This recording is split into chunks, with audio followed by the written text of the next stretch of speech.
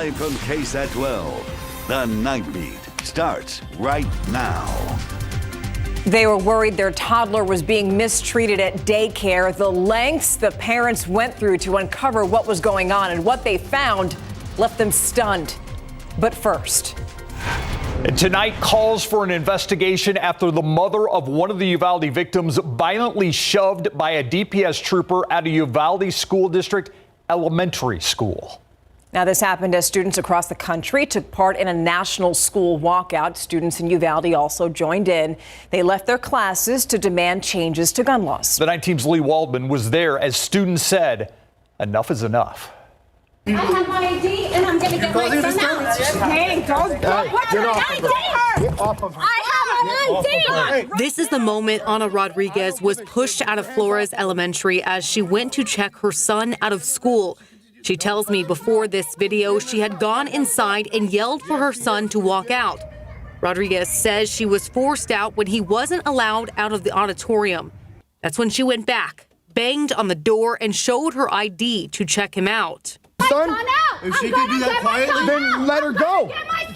Let her. Ana, the mother of 10-year-old Maite Rodriguez, who was killed last May, now has bruises on her arm, but eventually she was able to get her son out of school. Your daughter's murdered on school grounds. Then you talk to me, sir. Before this video, we saw several parents doing the same as Ana, checking their kids out of school to participate in the national school walkout. The district sent a notice to parents warning about the walkout and stating, quote, the students may gather in the courtyard or in the gyms depending on weather conditions and principal discretion, noting students wouldn't be allowed off school grounds. Students from across the district left their campuses anyway, marching to the downtown plaza and calling for change. This shouldn't be something we have to worry about when we get out, when we're walking around, when we go to school. This shouldn't be something we have to worry about. Many parents and siblings of the 21 victims stood with the students today, helping them to organize. This is a picture of real flamingos. Playing the voices of some of their loved ones as the students sat in the plaza for 77 minutes, the same amount of time it took for law enforcement to stop the shooter at Robb. Jackson Cross, family to victim Uzziah Garcia, says he was proud to be with the students who marched. He says now it's on lawmakers to stop the next school shooting. You gotta raise the age to 21. Honestly, I don't think assault weapons or like anything should be even allowed to be in the public. Lee Waldman, KSAT 12 News. State Senator Roland Gutierrez called on DPS to open an investigation into the trooper that was recorded forcing Ana Rodriguez out of Flores Elementary. Yeah, we also sent a request to DPS, but at this point, we have not yet received a response. All right, we have some active weather to talk about. We've got actually a few severe thunderstorm warnings that have just popped up. This first one I want to show you east of Cotulla, south of Tilden. This is a severe thunderstorm warning for McMullen County, and that's until 10:30 p.m. A few of these storms that have flared up are strengthening pretty quickly, and they're pulsing up, and they have some hail within them. So this one here has hail that's potentially about 1 to 1.5 inches in diameter heading toward Tilden. The hail core here, the black and purple, only 9 miles southwest of Tilden. We'll continue to track that cell and have an update on it in a bit. Also, we've got more showers closer to San Antonio. We're talking between Elmendorf and Floresville. This downpour here is headed off to the northeast. It's going to make it to Seguin at about 10:32, Luling at 11:05 p.m. and Brownsboro at 11:17 p.m. Not to mention another thunderstorm that just went severe, and this is going to be affecting Shiner and Hallettsville. This is for Lavaca County and northeastern DeWitt County until 10:45 p.m. Could be 1-inch diameter hail within this one, and that's about 20 miles southwest of Hallettsville headed towards Shiner and Hallettsville. I'll have a full update on this, but bottom line, this is just the beginning. The main event for the rain, good soaking rain, that starts early tomorrow morning. We'll see the rain become more widespread, showers and storms more numerous. Get ready for a few soggy days. We'll talk about how much and where and time it all out for you in just a bit. All right, thank you, Adam. Spreading awareness of a dangerous and potentially deadly drug. The Bexar County Sheriff's Office now taking its message about fentanyl into the community. A parent grieving the loss of their child to fentanyl spoke as part of tonight's presentation on the city's north side. The sheriff's office and representatives from the Drug Enforcement Administration, the DEA, also explained the dangers of fentanyl. Of the 107,000 overdose deaths reported across the country in 2021, Sheriff Javier Salazar says 67% due to synthetic opioids, primarily fentanyl. A lot of people don't understand this drug fully. This is not like traditionally back in years back when I first became a police officer, you know, you'd tell people, hey, this is what marijuana looks like. This is what cocaine looks like. Fentanyl's not one of those drugs. It can be made to look like many other things, and in fact, that's what's killing our kids. The Bexar County Sheriff's Office plans to take this educational presentation across the county. They're going to post their next date on Facebook, but requests for the presentation can also be made. We have information on how you can do that at KSAT.com. And you know, the opioid crisis is affecting families everywhere. As a matter of fact, if you scan the QR code that you see on your screen, it's going to take you to our page, our Fighting Fentanyl section. It's on KSAT.com. That's where you can get more information about the drug, how it harms your body, and also how you can stop someone from overdosing on fentanyl. A student from John Jay High School has died after he was stabbed during a fight at a restaurant right across the street from that school. Police say that happened as 18-year-old Joshua Kinnaman and another man were walking out of a restaurant. A fight broke out. That's when the other man pulled out a knife and stabbed Kinnaman. Officers are still looking for the attacker. Lots of questions over at Brandeis High School after someone found a hidden camera inside a room that girls in the ROTC program used to change clothes. Northside ISD tells us that an ROTC instructor found that camera last month. It was a GoPro camera. It contained 10-minute videos showing 11 female ROTC students as they changed. District spokesperson Barry Bettis said that none of those clips showed pictures or videos of any of the girls fully nude. It's something survivors have been fighting for. Today, a tentative settlement has been reached between the families of victims in the Sutherland Springs mass shooting and the U.S. Justice Department. So the Justice Department is going to reportedly pay the victims and their families more than $144 million. If you remember, 26 people were killed when the shooter opened fire during a service at First Baptist Church of Sutherland Springs. Before the attack, the shooter had actually served in the Air Force. A U.S. district judge previously ruled that the Air Force was 60% liable for that attack because it failed to submit the gunman's assault conviction during his time in the Air Force to a national database. That might have prevented him from being able to buy a gun. The Justice Department said the settlement is still subject to court approval. Now for a look at some of today's big headlines in your Nightbeat News Flash. It took just 4 hours for a jury to convict Jimmy Tran of capital murder. Tran has been on trial for the 2019 robbery of 22-year-old Andres Salinas. After the verdict was read, Judge Cristina Escalona automatically sentenced Tran to life in prison without the possibility of parole. Do you recognize these people or this car? New Braunfels police say the people on your screen stole catalytic converters from a vehicle that was parked outside a New Braunfels middle school.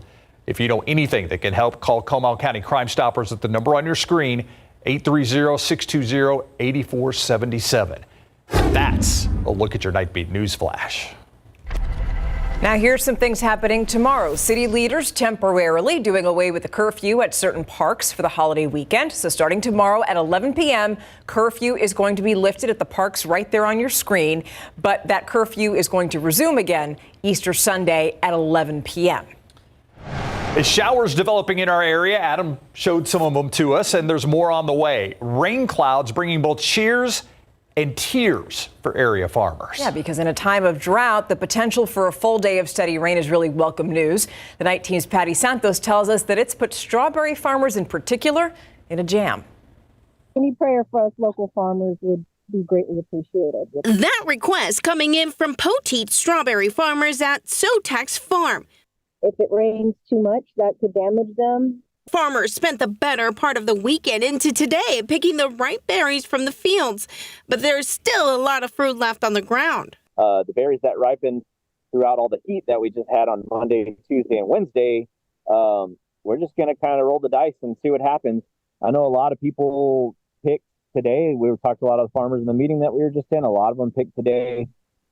just to try to salvage and get whatever money they can out of them. The rain brings positive news for Paul Beretti with the Edwards Aquifer Authority. The rain hopefully can fall a little bit west over the recharge zone is always important for us, even though rainfall everywhere is always good. Beretti says the most troubling areas out west in Medina and Uvalde counties where farmers have had to do more irrigation.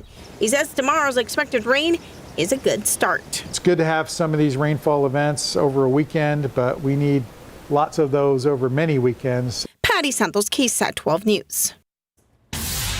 They were concerned about how their toddler was being treated at a daycare, so they sewed a recording device into the child's jacket.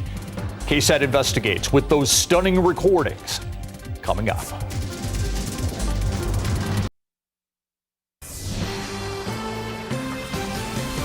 Concerned about the treatment of their toddler at a San Antonio daycare, a husband and a wife sewed a recording device into their kid's jacket. The audio then captured employees using profane language and one even threatening to harm kids in her care. I'm gonna go and I'm gonna beat both of y'all. That's what I'm gonna do. You're in. KSAT investigates the stunning recordings and the fallout for all sides involved. Here's Dylan Collier. Just weeks after enrolling their daughter at Moss Rock Kindercare last fall, Aaron and Carly Hernandez noticed a drastic change in their 1.5-year-old's behavior. She had started being really violent, hitting, kicking, screaming. After witnessing an employee refusing to give her child water, Carly took a page from a spy novel and in December sewed this small recording device into her daughter's fur jacket. For nearly 7 hours, it recorded 2 employees of the Early Childhood Learning Center cursing. One of them repeatedly berated the Hernandez's toddler and other small children inside the facility. You're nasty. I'm about to throw some weight for some of y'all right now. Touch it and you die. Go! Well, now stop combining for just for her. Just gonna wait for me because I will end up in jail. Aaron had anticipated nothing much being recorded by the device, but after the couple downloaded the audio files, First thing that she said to me was, "We're not sending her back there," and she had tears in her eyes. I just felt really deceived and just devastated for my child. Carly reported the employees to the San Antonio Police Department and Child Protective Services. Both agencies said their investigations are ongoing. Detectives in particular are looking into whether the recordings constitute terroristic threats. Neither woman has been criminally charged. At least one group, the National Association for the Education of Young Children, is no longer accrediting the location as of late February. Staff at the daycare declined to speak to KSAT and instead referred us to immediate contact for their parent company. Thank you for calling KinderCare Education. Shortly after reaching its voicemail, KSAT received an email statement from KinderCare calling the employee's behavior unacceptable and that both women will never work for KinderCare or any of its brands again. I trusted these people, and I don't know when I'm going to be able to do that again. For KSAT Investigates, I'm Dylan Collier.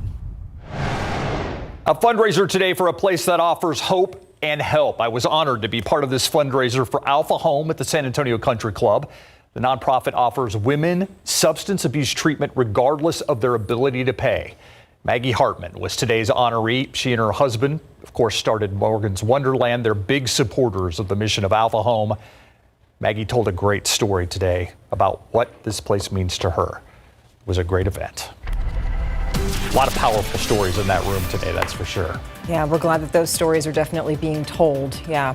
So right now we're getting a live look out there, 66 degrees. And, you know, we had been dealing with hot weather earlier this week. And now we're getting into the fall-like weather that Adam's been teasing us about. Yeah, when Adam says he's going to grab a jacket, you know it's going to get cold. It's bad. Yeah, that's a good point. And my first medal giveaway is tomorrow. We'll have those details later, and you can also find them online and on our social media accounts. But I'll be wearing a jacket, and then my Fiesta medal's over a jacket. I don't think I've ever done that in my life. Anyway, look at these warnings we've had just pop up recently. Several severe thunderstorm warnings in our area. And you look over the past hour how these storms have just flared up east of San Antonio. And that's where the primary threat is going to be over the next few hours east of San Antonio. For example, we've got this storm we just talked about earlier, just southwest of Seguin. That's a severe thunderstorm warning for Guadalupe County that's headed toward I-10. I'm going to time it out here. Got to get a little bit of a wider view because these are moving very quickly, moving at about 40 miles per hour. So these are moving along. Luling 10:53 p.m. Tillman at 11:06 p.m. And then we were also watching this thunderstorm that's severe heading towards Shiner. It looks like the hail within this could still be 1-inch diameter, but I think the actual quantity has dropped a bit. This hail core has shrunken somewhat. Still could pack a bit of a punch, maybe a wind gust up to 60 miles per hour. Most of the threat Shiner toward Hallettsville momentarily. A few other severe thunderstorms down to the southwest. We're talking Atascosa County. This has what I think is the largest hail of all of them so far. This is headed toward Wilson County. This is crossing over I-37 near Campbellton. I have to zoom out to give you an idea of when this will get to downstream communities. But here we go. It's moving fast. Again, about 40 miles per hour. These are not taking their time. It's going to make it to Three Rivers at 10:38 p.m. Poth, you could get hit by that hail at 10:50 p.m. Pandora at 11:17 p.m. and Duville at 11:28 p.m. And that would be the hail within that storm, potentially 1 to 2 inches in diameter. So this is just the beginning. And this is really, I want to point out, the only severe weather threat we have over this rain event the next couple of days. The severe weather threat is just right now this evening and into the early nighttime hours. But the real rain, the main event for the good soaking rain, that starts, well, basically right now, and especially tomorrow morning for San Antonio. And what I want to point out here with the Futurecast is what you need to take from this is the mere fact that this will be intermittent rain, off and on. Yes, we will get some good rain for most of our area, but don't expect it to be raining continuously for 2 days straight. These showers and storms will come and go. And I think for the most part, we will see some embedded downpours within these showers and storms, and then some pockets of quiet moments as well. Look at Friday, 8 a.m., according to the Futurecast, simmering down a little bit, then picking back up. So this will be coming and going for 2 full days, adding up to some much needed rain and then clearing out for the upcoming weekend. When I say much needed rain, 1 to 2 inches, I think, is very likely for most of San Antonio and surrounding communities. Lesser amounts as you get closer to the Rio Grande, higher amounts, 3 inches plus east of town, closer to Houston, closer to Hallettsville, closer to Cuero, Yorktown, and especially along the Gulf Coast. So drought denting rain and cold. Fall-like, yeah, we mentioned the jacket tomorrow. 50 degrees in the morning, 55 in the afternoon. All day we're going to be in the 50s with the damp conditions and a bit of a breeze that's going to be noticeable as well. Friday, we do it all over again on Good Friday. We're in the 50s. More good soaking rain. Yeah, we're not expecting anything more severe on Thursday and Friday. The severe threat again is just this evening. I'm going to be live on the KSAT Weather Authority app after the Nightbeat, tracking some of those storms live. Anyway, look at Sunday, Easter Sunday, sunny 78, low humidity, beautiful day, perfect. Okay, really quickly, my first Fiesta medal giveaway tomorrow. Mission Park Pavilions. Line begins at 4, medals given away at 6, 200 available. First of 5. We'll keep you updated. Just be careful. Why? Make sure the El Casqueron don't break it over anybody's head.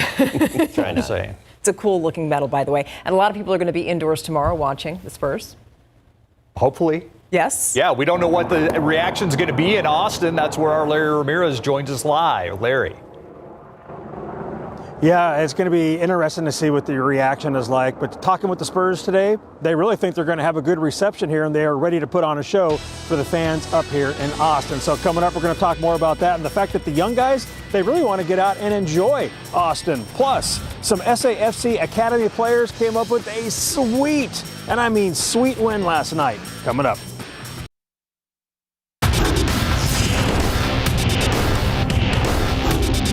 I think, we'll do that, I think, every year now. I don't think, I know. And so this is the start of that. Pop and the Spurs plan to play more home games away from home in big board sports.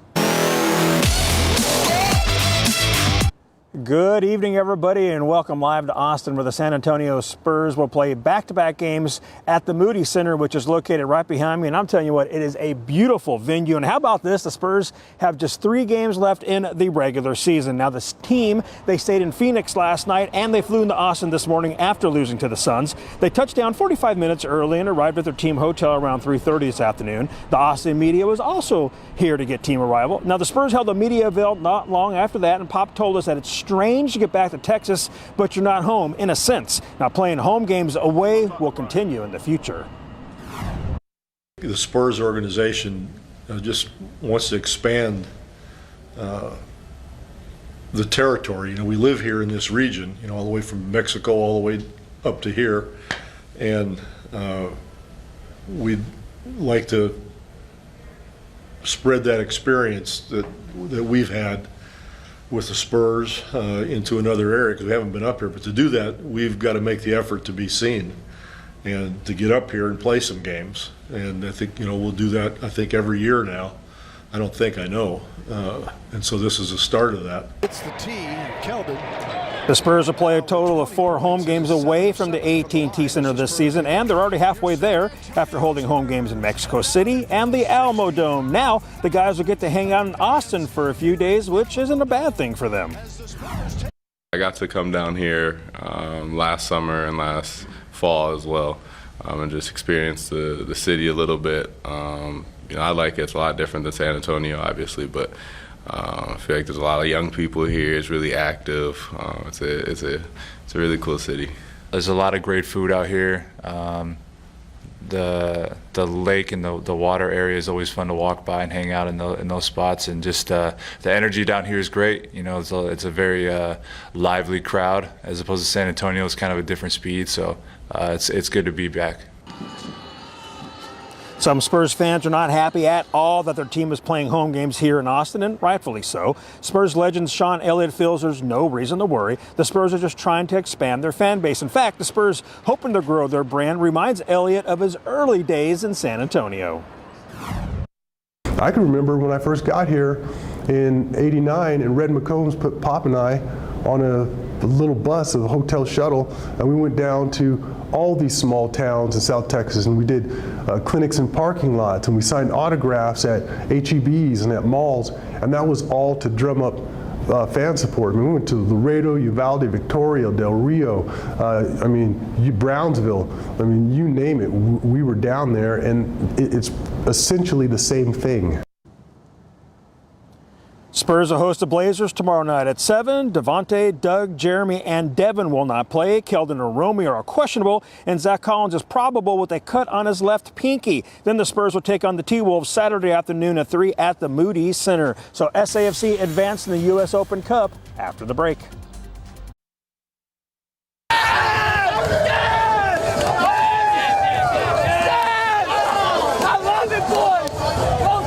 Honestly, I didn't expect that. Like, they were so happy for us to win, obviously, but like seeing them like give me a hug and everything, I felt great. Connor Maloney and the rest of the starters raced down the field to congratulate the young players after a job well done. That's right, San Antonio FC defeated Club de Leon FC last night 2-1 in the second round of the Lamar Hunt U.S. Open Cup, and they did it with a roster full of young players from their academy. 15 of them suited up, and 7 made their pro debut. After falling behind 1-0 in the 61st minute, Dane Augustin scored his first professional goal in the 79th minute and equalized and forced extra time. Then 8 minutes into the extra period, Roman Holt scored the game-winning PK to secure the victory. Head coach Alan Marcina is proud of his young guys. This is our club, right? We play the SAFC way. Whoever steps on the field, we stick to our game model principles, our mentality. We call them mentality mini monsters, and they showed up big tonight. Just super excited to contribute to the group. It was a great showing tonight for the academy, and really just shows how much of a family this club is. Just Coach Allen's really prepared us so well, and Coach Juan and Dario and everyone in Victor. So we're always ready for an opportunity if that presents itself. All right, congratulations to them. And the Spurs will hold shoot-around tomorrow morning. We'll have it for you tomorrow at 5. Back to you. All right, Larry, see you tomorrow. And we'll be right back after this.